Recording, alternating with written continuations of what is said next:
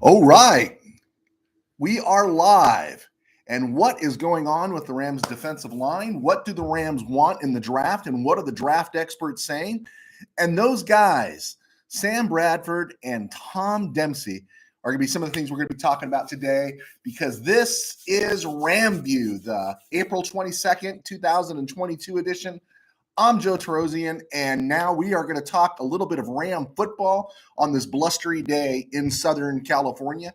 I am really happy to be here. My name is Joe Torosian. I'm a combo sports writer, pastor. I've been a pastor for 33 years. I was a sports writer, paid for 21, 22 years, and I've been writing books for about 7 years. And you can find those books like Tangent Dreams on Amazon and just click on Joe Torosian. You'll see all my books on Amazon. I write sports books. I've written a couple football books, and I write explicitly Christian novels. Last one's a dystopian novel. You can look at that. And you can follow me on joetorosian.com, at JoeT13B on Twitter and on Instagram. I'm also on Facebook, so I'm every place where I need to be. And yesterday it was kind of fun because I figured out a way. We kind of stumbled into it a little bit. We actually got the first podcast posted. And what was funny about that was I don't know how I did it. I don't know if you ever mess around a little bit with technology and it says enter this ID here and update your password there and your URL here and your HTML there. And all of a sudden it just comes together and it worked. I mean, it doesn't happen very often with me, but it happened this time. And so we were able to get the podcast up, and I'm hoping to repeat the process today, and we'll just build on it. But thank you for those who have asked. It does. I know I don't have a huge audience, but it does make you feel special when people ask. And I love talking Ram football, so that's what we're here for, to talk about Ram football. So if you have any questions, you have your own mock drafts. I got one last week that you want to send. I'm happy to talk about them, and we're going to be talking mock drafts today. But before we get into that, you go to all the different experts, right? Yesterday or a couple days ago, I quoted Mel Kiper, Sports Illustrated, CBS, PFF, and everybody has a different take on what the Rams should be grabbing in the draft. Anything from a cornerback, which is where I fall, to an edge rusher, to interior linemen, to tackles. Remember, the interior lineman is guard center. Tackles are the OTs on the outside of the line.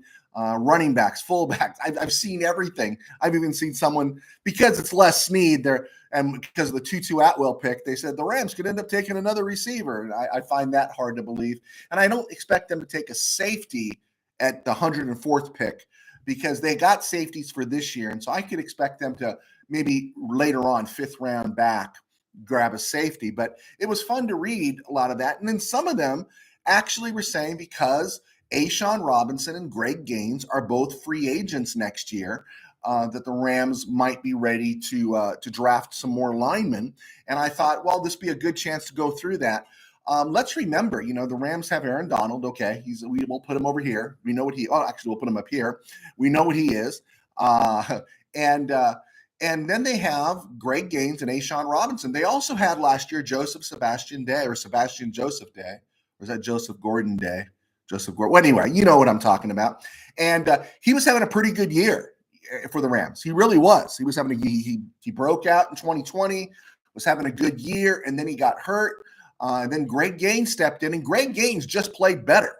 He just played better football than Joseph Day. And Day was really good, but Gaines was better. So Day ended up walking across the other side of SoFi, and he's in the Chargers locker room now. So it's Greg Gaines and A'Shawn Robinson. A'Shawn Robinson was interesting because he's a free agent signing in 2020, and he really didn't give the Rams a whole lot. Of course, that was a weird year. But, boy, he really stepped up this season, and he stepped up in the Super Bowl. And, in fact, they were talking about that. There was a bunch of comments that Raheem Morris made about A'Shawn Robinson, and it was a very obvious thing for fans to see is that they played well. So you come with a front line of A'Shawn Robinson, Greg Gaines, and Aaron Donald, and you bookend them with Leonard Floyd and maybe, an improving Justin Hall. The Rams are in really good shape. And one of the things the Rams have been good at over the years with Greg Gaines, with Morgan Fox in the back, with Sebastian Joseph Day in the past, is they've been able to get Morgan Fox and Sebastian Day and Greg's rotations and snaps. and I think lost a little bit in the shuffle, and I think people have trouble pronouncing his name, but I think it's pronounced Hecht, is Michael Hecht. He was a free agent out of Brown last couple of years. He played 110 snaps for the Rams. He runs about 304. Jonah Williams is another player the Rams seem to like out of Weber State. Now, he runs a little light, but he's 6'5", 270. And so those hands get up in passing lanes. He played 97 snaps. And anytime you get a player playing 100-plus snaps in a rotational thing like that, that's just great experience. And so the Rams do have some depth along that line, and you could see them developing Hecht and Williams. Now, will they be enough if Robinson and Gaines leave? I don't think so. And I could see Gaines or Robinson leaving, one of them leaving. But those guys would, again, step up into that void as per the Rams system, right? But one of the players we've forgotten about is Bobby Brown III, Texas A&M. The Rams drafted him in the 4th round at 118 overall this past year, and he really didn't do a whole lot, 22 snaps. Now, he's perfect size, right? He's in that Ashawn Robinson range. He's 6'4", 325. And so obviously the Rams saw something in him. But at the 4th round, I know this seems really weird when you're talking about teams talking about 1st and 2nd round players being a bust. For the Rams, when you're a 3rd round pick like Terrell Burgess was and some of these other guys, they can't afford to whiff on these guys. And so if Bobby Brown III, who wasn't overly impressive last year, fails to really make an impact or at least get into the rotation, if he doesn't play about 125 snaps this year, you could look, I'm not saying they're going to cut him, but it could be really interesting to see, whether or not we gauge him, whether a bust or not. I haven't seen him play, so I really couldn't tell you. I mean, I've probably seen him, but I haven't had a chance to put eyes on him, so to speak. Terrell Burgess is a guy you've seen play, and it's like, wow, why doesn't he play more? But whatever the case is, the Rams don't feel comfortable with him, and he was a premium pick. If you're a 3rd or 4th round pick of the Rams, you're a premium pick, and they expect you to contribute. You need to contribute in a different way than a 7th round pick does. And so Bobby Brown, Jonah Williams, Mike, they form the core of the base that's behind Ashawn Robinson, Greg Gaines, and his eminence, Aaron Donald. And so the Rams do have depth there. Does it ever surprise you what the Rams are going to do in the draft? No. Could they draft a defensive lineman? I can't see them drafting a defensive lineman 3rd or 4th round. But 5th round, definitely in the 6th or the 7th, you could see them grabbing a developmental player. And again, doing the same thing they've always done. Just restock, develop, and move on from there. Again, I wanted to reiterate a little bit here on what the Rams will be looking at 104. And again, it's all over the board. And all this precludes that there's a likely idea, a good chance that Les Snead's going to make a deal. He's going to make a trade, and they're going to move up and grab somebody maybe in that 80 range or maybe even higher in the 70 to 80 range. And because a lot of the names that were on the Rams board early, the ones we posted on joetorosian.com, a lot of those names are names that are now popping into the top 100, right? And so they're not as readily available. One name holding fast at about the 100 mark, 100 spot to about 104 or 105 is Zion McCallum, cornerback out of Sam Houston State. He played it the Senior Bowl. I've spoken a lot about him. He's uber athletic. He's incredibly athletic. And he's also 6'2", 199. That is great size for an athletic cornerback, right? Which means they can develop him, put him in coverage. They can move him around. That's just fantastic size. And so it would be neat. It would be nice. Neat. I sound like the Beaver. That it would be nice to see the Rams draft him and add depth to a spot that doesn't have any depth beyond Jalen Ramsey, David Long, and Robert Rochelle, because Dante Dion, for whatever reason, is not back in the fold. So that's the name that keeps popping up. Whenever I'm doing a mock draft, I'm looking to see, is there an edge guy? Well, there's edge guys when I do the mock draft, but the edge guys really aren't valued at 100 or 104. They're valued a little further back. And this really fits a Rams need because they need some depth at that corner position. And so I'm still leaning heavily on Zion McCallum. As I shared a couple days ago, looking at the mock drafts, Mel Kiper on his board has the Rams taking tackle Sean Ryan out of UCLA. But again, he's projected to go inside the top 90. CBS has the Rams at 104 drafting an edge rusher, Sam Williams at Ole Miss. I just don't see that. Darian Kennard out of Kentucky is someone else that SI has said that the Rams would look at and draft. 6'5", 340, a talented tackle out of Kentucky. And of course, Liam Cohen, the Rams OC, was from there. And but again, I shared this before. I can't see him sticking around to the 104 spot. He's been projected as high as 65, which means first part of the third round. Running back Damian Pierce is another name that popped up. And then a really a strange one is a Jack Sanborn, linebacker out of Wisconsin, at the 104 spot. Now, why the Rams, after signing Bobby Wagner, getting great play out of Ernest Jones, and then tendering and getting Traven Howard back into the fold, why would they invest at 104 for another linebacker?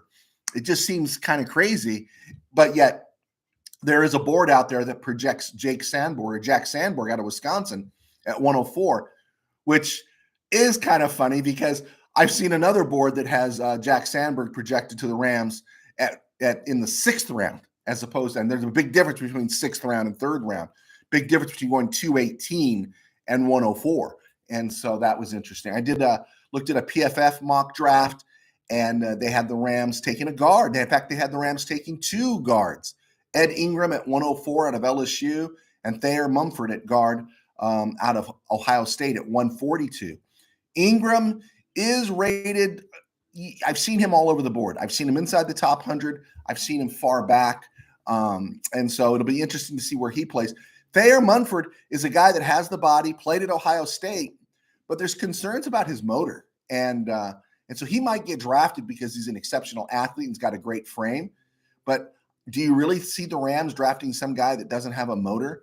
The Rams do as much character and psychological profiling when they're drafting as anybody. They're looking for the right player to play in the system. And so those were some of the names that just keep popping up. I love talking about this stuff. Can get a little redundant. If you have a mock draft you want to send me, please do. I'll be happy to talk about it. And we'll go into it and break it down. The draft starts on, I believe, Saturday for the Rams. Actually, no, I think it starts Friday. I think you get the second and third round on Friday.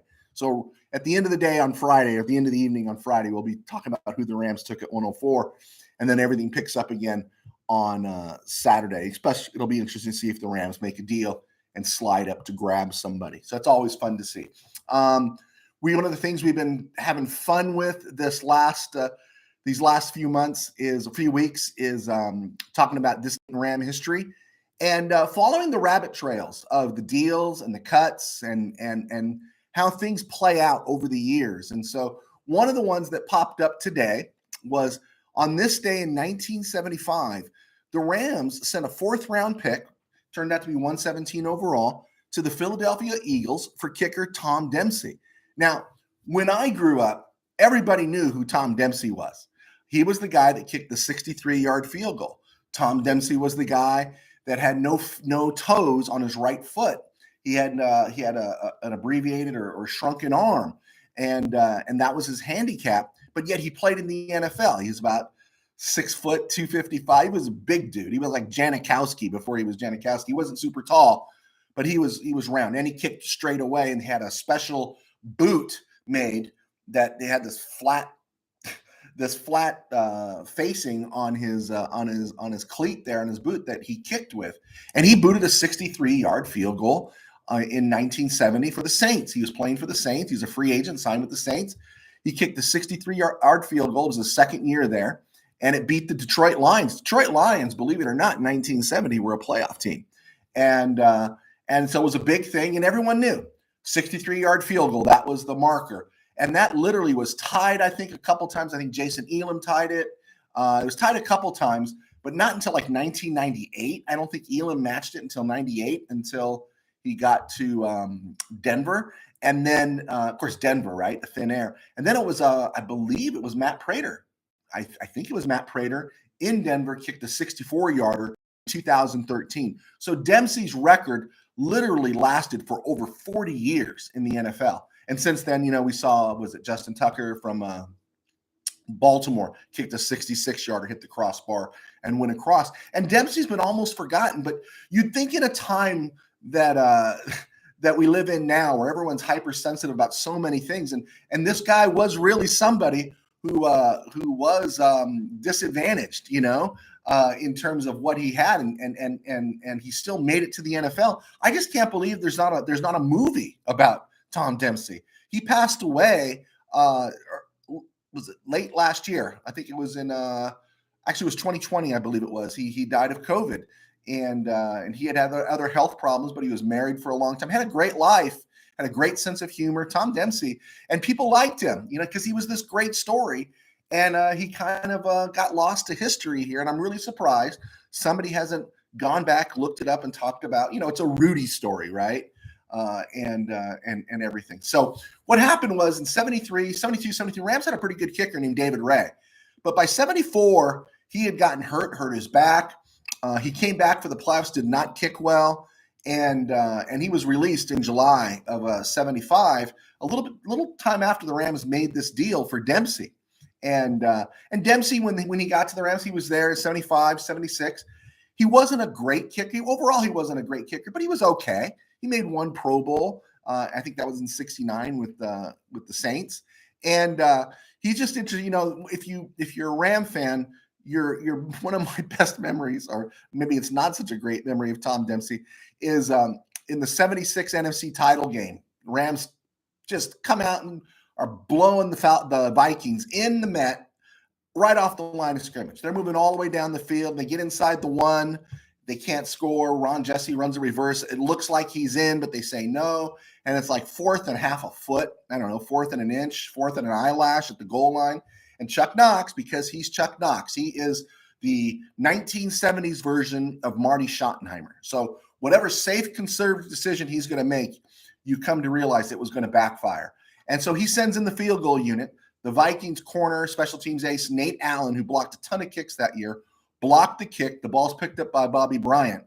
And God bless him, right? This guy has half a foot, right? Tom Dempsey. And you see him. He's giving chase along with everyone else, trying to catch Bobby Bryant as he returns this blocked kick 90-plus yards for a touchdown and completely changes the game in the NFC title game in '76. It was just a typical Ram disaster. But if you watch the highlights, you'll see Dempsey giving chase. And so it's an endearing thing about Tom Dempsey. And so God bless him. And this was the day the Rams acquired him for a 4th-round pick. Now, one of my favorite things, and I'm going to go nerd on you here, is to say, okay, the Rams traded a 4th-round pick in the in the draft, right, to the Eagles. And so who it was for I think in 76, right? They got the 76 in the 1976 draft. And it was like they sent it to the Eagles, right? And so okay, so who did the Eagles take with the 4th-round pick? Well, the Eagles didn't. The Eagles sent it to the Packers. And then the Packers sent that same 4th-round pick that began with the Rams. It went from the Rams to the Eagles to the Packers. Well, the Packers packaged it with John Hadle. Remember John Hadle, right? Well, the Packers said we need to move Hadle. They moved him, cornerback Ken Ellis, who had a pretty good career, the 3rd-round pick named Tim Wilson. He was a fullback, and who became a fullback. He wasn't drafted then, but that was the pick the Oilers used. And cash, along with that 4th-round pick of the Rams that went to the Oilers. So the Oilers had the draft pick. They had the Rams' original 4th-round pick, number 117 overall, and they drafted a wide receiver. Pretty good, right? And that wide receiver they drafted, they waived him. But then the Seattle Seahawks put a claim in on that receiver. And so Houston pulled him back and then dealt him to Seattle for an 8th-round pick. That receiver was Steve Largent, Hall of Famer, the Cooper Kupp, poor man's version, pocket Kupp, back in the 70s, who ran great routes. No one could understand how he did it, and great hands.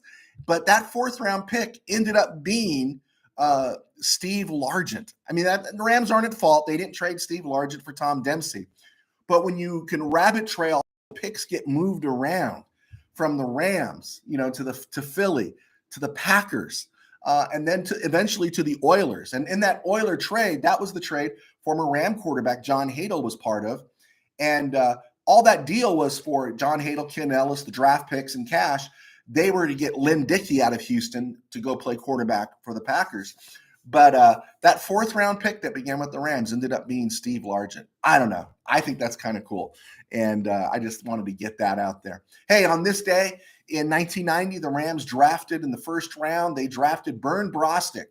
Bernd Brostick became the Rams starting center for 5 years. He had 8 seasons with the team, and then his career ended. The interesting thing about Brostick is the one he wasn't bad. It's just that after going from Ken Einman to Rick Saul to Doug Smith for 27 plus years, the Rams only had three centers who were highly competent, excellent NFL centers, Pro Bowl caliber. They went to Brostick, and it kind of broke the streak. He started 5 years, give him credit. You wouldn't call him bust, but he was number 23 overall. And there is this thing where people don't like to draft centers in the first round. And there is this thing where the Rams obviously don't like to draft centers in the second round, Creed Humphrey. Anyway, and on top of that same draft with the 49th pick, and again, drafting 49th overall, man, that sounds like such a luxury when you think about the Rams. They drafted safety Pat Terrell. He started 2 years with the team, played with them for 4, and lasted about 8 seasons in the league, and ended up with the Jets and the Panthers and the Packers, and it just kind of went nowhere after that. And so I thought that was kind of interesting. In 1995, the Rams drafted Kevin Carter. If you remember Kevin Carter, he was on that Super Bowl team. Now, Carter was the 6th overall pick in the 95 draft, and he played 6 years for the Rams. He went to a Super Bowl. He averaged about 10 sacks a season. He had 17 sacks in the 99 season, and was a key reason for that big turnaround with the greatest show on earth and greatest show on turf. And so he had a nice career for the Rams. But afterwards, he was a free agent. I think the Rams did a sign and trade deal or something with the Titans going into 2001. So by 2001, he was gone, and the Rams drafted Ryan Pickett. And we talked about that yesterday. So Kevin Carter, he played 14 years in the NFL. He just never hit that level again after leaving the Rams. And finally, the last thing I wanted to get out here was today's the day in 2010, 12 years ago today, the Rams drafted Sam Bradford out of Oklahoma, number 1 overall. And I don't know how you feel about the Bradford years. One, he had to suffer Steve Spagnuolo and got a little bit of Jeff Fisher. But if you remember Bradford was not horrible for the Rams. He just wasn't. First of all, it was a bad team. He gave the Rams about 3 years where he played full-time as the starter. It was in that 4th year that he tore up his knee. I can't remember if it was in Jacksonville or Baltimore. He tore up his knee and missed the back half of that season in 2013. And then in 2014, I think it was the first play in preseason, he blew out his knee again, and that was it for him. Now, Bradford was not a great NFL quarterback. He was okay. He was competent, number 1 overall. You expect something more, but that's what he was. And so I think our feelings about Sam Bradford are negative, but just remember where he played, who he played for, and such, and maybe historically give him a little bit of a break. Before the 2015 season, somewhere in that off season, I think it was in March of 2015, he was dealt to the Eagles for Nick Foles. How's that for a trade, huh? Nick Foles in a 2nd round and a 4th round, and neither one of those picks mounted to anything. The Rams drafted with the 2nd round pick. I think they drafted Andrew Donnell, and he was waived after a season. That was a whiff in the Les Snead era. And the other pick, I think it was the 4th round pick, was sent to the Titans in the Goff deal to move up in the draft. So the Rams basically had Nick Foles for 2015. And remember, Nick Foles was the starter, but by midseason he was knocked out, and they went to all the other options. And Nick Foles did not have a good tenure with the Rams. But 2 years later, he wins the Super Bowl with the Eagles, and that was just some irony. And so I just wanted to get that out there. But yeah, I remember Sam Bradford. It shouldn't be such a negative thinking about Sam Bradford. Okay, I'm Joe Torosian. Thank you so much for clicking on. And you know where to follow me. And hopefully you'll see this on Spotify. Well, hear this on Spotify. Subscribe there. Subscribe here. Hit likes as we continue to talk Ram football as much as we can every day as we go into this weekend. All right, folks. God bless. Leave me your thoughts. It's great to see you. Thank you so much. Take care.